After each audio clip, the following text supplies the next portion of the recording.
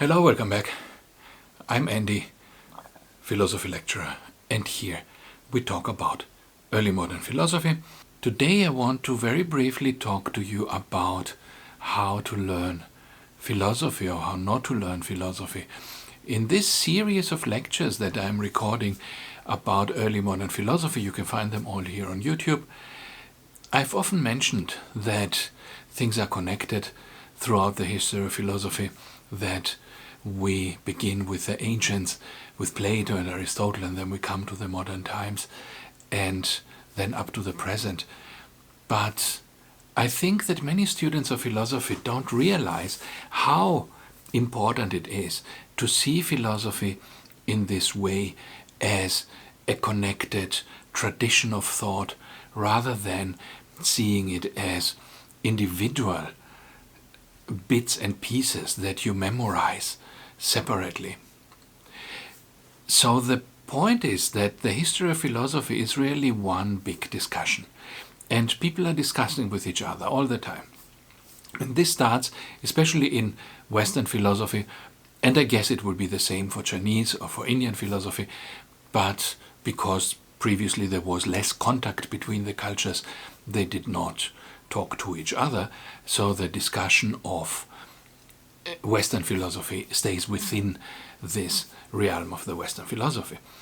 But if you look only at Western philosophy, you begin with the ancient Greeks, you begin even with the pre-Socratics, and there you already have the question, what is time, what is space? And you have the paradoxes of Zeno, you have Parmenides, which are philosophers who questioned whether there even is space. You know, if I divide something, can I divide it forever? If I divide the space forever, then I get an infinite number of small spaces. And then how can I ever traverse the space? How can I ever take a step if my step covers an infinite number of small subspaces? How can I even walk, an infinite number of small steps? So these are the first paradoxes of Zeno, and this already questions this idea of what is space and what is time. And from there, this goes all the way to Kant, for example, and Kant tries to synthesize these ideas. He tries to find out, what does our mind produce in our understanding of the world, and what comes really from the outside world. And so Kant tries to distinguish, what is our creation, how much of the real world is our creation of the world we see or perceive as real, and how much of it is something that is in the world. And you see these traditions, they begin, in the ancient times, and with Plato, you already have this idea that there is somewhere outside the essence of things. He calls it the forms. You have a tree, and Plato says, okay, how do I recognize a tree? I've never seen a tree. I've only seen a particular tree. I've seen another particular tree. They're all different. How do I know what a tree in general is? And this question he answers by saying there is somewhere a tree, and in another world there is a perfect tree, and all the trees we have here are imperfect trees. They're imperfect copies of that ideal tree, of that form of the tree, as he calls it. So if I have this idea that there is somewhere the perfect thing, then I believe that this perfect thing exists somewhere, right? And then whatever I have here, I can recognize it because it resembles this perfect idea. This is how we recognize trees and books and cars, although nobody has ever seen a generic book, a generic car, a generic tree, right? There is no such thing in reality. And Aristotle did not quite like this idea of the forms. Aristotle said, no, we have particular things in the world, and we have to observe them, and we can make science about particular things, but we never find the abstract form of something anywhere in reality. And then you look at this, and you go to the Middle Ages, and in the Middle Ages you have this question of universals. What makes a horse a horse? Where is the horse? Is there somewhere the horseness that defines the horse as a separate thing? Is there, an ideal horse somewhere? Is there a reality to this universal thing? Is there an idea in my mind of a horse in general or not? Or is, and then, if I say this, then I would be, in this question of universals, I would be a realist, because I would be saying there is a reality to the horse, the abstract horse. It's a real thing, and all the particular horses are just derived from this real abstract horse. But I can also question, like Locke and Hume and others said, I can question the idea that there is an abstract horse. I can say this is just a name that I give to a collection of properties. So a horse has a snout, it has ears, it has a tail, it makes a particular sound when it, speaks. And these properties, how the horse sounds, how it looks, how the snout is, how the ears are, how the tail is, the 4 legs it has, these collection of properties, this is what we call a horse. And so there is no idea of a horse in abstract anywhere, not even in our mind. If I try to think of an abstract horse, actually I find out I cannot do it. The only thing I can think of is a particular horse and another particular horse and so on, but no abstract horse. And so I come to the conclusion that horse is just a name for a bag of properties. And now if I believe that, then I am a nominalist, you would say, because I believe that these universal, these abstract words are just names for collections of properties. And so you see how the difference between Plato and Aristotle can be kind of mapped into this medieval difference between nominalists and realists about properties, about universals. And then you come to modern times, early modern philosophy, where you have this separation between the empiricists and the rationalists. And you begin with Descartes, who is a rationalist, and the rationalists believe that the mind alone can find truth, and the real truths, the reliable truths, are only in the mind. And their idea is, if you have a triangle that has a sum of angles of 180 degrees, this only really works in the mind. If you try to draw a triangle, it will never come out right. It will have, 179 or 181 degrees, because you're not drawing it perfectly, because your pencil has some thickness, your lines, and you can never manage to draw a perfect triangle. As much as you try, if you measure it, with more precision, you will see that it's never exactly 180. So the point of this demonstration of this thought is to say, the reality is imperfect. The reality is always somehow messed up, and the only thing that is reliable is really our thoughts and our abstract knowledge that we can rely on. The triangle, the sum of the angles of the triangle is 180 degrees, no matter what my drawings say, because my drawings are wrong. They are empirical things that can go wrong. Now, if I believe this, I'm a rationalist. I am Descartes, I'm Spinoza, I'm Leibniz. On the other hand, the rationalists have a problem explaining why, if everything is in my mind already correctly, then why can a baby, if I ask a baby, or if I ask somebody who has grown up without geometry, let's say some person, from some indigenous culture somewhere living in a forest, and I ask them what's the sum of the angles in a triangle, they will not be able to answer it's 180 degrees. They would say, I don't know, what question is this, right? I've never thought about this. Or you ask them, how do I calculate the orbit of Jupiter or something like this? They would say, I don't know. So obviously the truth of these things is not in our mind. And this is what the empiricists would say. We need empirical evidence. We need to look at our senses. We need to know what Jupiter is. We need to know what a triangle is. And we can only derive these mathematical truths from an initial experience that comes from the senses. So if I say this, then I'm an empiricist. But again, you see how this empiricist and rationalist thing connects with the idea in the Middle Ages, with the idea in ancient times. And then we have this split, right, in the early modern times between rationalists and empiricists. And then you see that Kant synthesizes the two, like I said in the beginning. And Kant says, okay, let's examine what does our mind actually contribute to reality.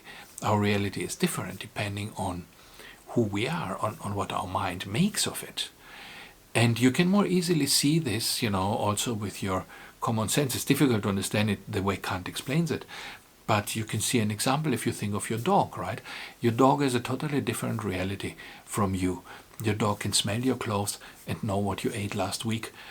Your dog can smell you and know if you have cancer. Your dog can, derive all sorts of information from particular smells. Your dog can hear frequencies of sound that you cannot hear, ultrasound. A bee can see UV light. A bee can see polarization patterns in the sky, and from that derive information for navigation, right? A bee can navigate looking at the polarized light in the sky in a way that you cannot. So reality is much, much bigger. The total of reality, the reality of the dog and the reality of the bee and the reality of humans taken together are much bigger than any of these creatures alone can perceive. So this gives you an idea of what Kant means, that to some extent we are creating our reality through the limitations of our senses. We are limiting this, reality of God, if you want, which is the total reality of things. We are limiting it, our senses are limiting it, because the way we process information necessarily shrinks this reality down to a subset. And this subset is what we perceive as our reality, but in reality it doesn't need to be the case. Same with time, is time objectively there? Is there something like time, or is there nothing like time? You could say time is something also that we add. Again, this is difficult to understand because we really cannot imagine a world without time. But you can again have an analogy for this. Think of a tabletop, right? As a flat table, and on the table you have a row of ants, walking around in a line. And now, for these ants, this table is a representation of linear time. They go from the one end of the table to the other end of the table, and as time progresses, the ant is walking along on the table. And so its future is in front of it, its past is behind it, and it is walking along the table. And the ant has no way of seeing the world outside of this linear progression over the table. But now you, as the observer, are standing over the table. You are standing outside of this table. You are in another dimension. You are standing above the table.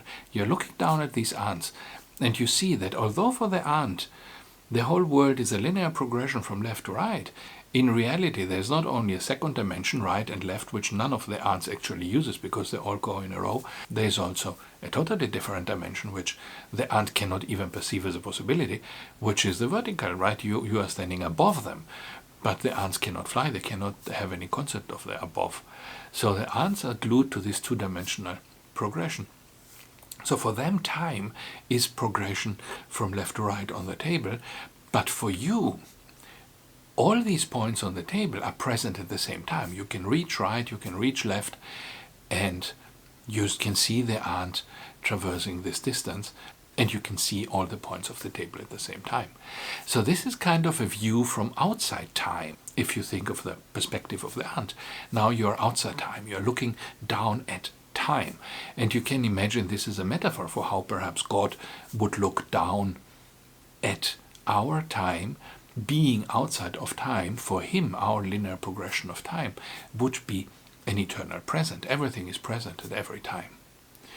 So, in this way, we can try to, although we are stuck in our perception that is very limited, we can still try to perhaps get an idea of how it might be to be looking down in an unlimited way at our experience of the world. And then perhaps we get an idea of how our world is limited, in what ways it is limited. And I'm saying this just to show you how all these things are connected. The Zeno and Parmenides are connected with Kant very directly, and Plato and Aristotle are connected with the Middle Ages, and they are also connected with the early modern philosophy between rational and empiricism. And now it just so happens that the empiricists are Locke and Hume, who lived in England, and the rationalists are Descartes and a Frenchman, right? And Spinoza, who was from the Netherlands, and Leibniz, who was a German. And therefore they are on the continent of Europe, right? France, the Netherlands, and Germany. And then you have in modern philosophy the split between analytic philosophy and continental philosophy. And why is the continental philosophy continental? Because Descartes and Spinoza and Leibniz came from the continent of Europe, as opposed to the empiricists, which later led to analytic philosophy, and they come from England. And this is why analytic philosophy is until today English philosophy, Anglophonic philosophy, while continental philosophy is often still done in Germany, in France, on the continent of Europe. And you see how even today, a philosophy department that says, we don't offer continental philosophy so much, we do analytic philosophy. This is directly a consequence of the split in geography between empiricism and rationalism in the early modern period. So it's not like the history of philosophy is these independent things, that just happen. And when you want to learn about Descartes, you just, memorize Descartes. This is wrong, right? This is not what you're supposed to be doing. You should aim to get a picture for the whole thing.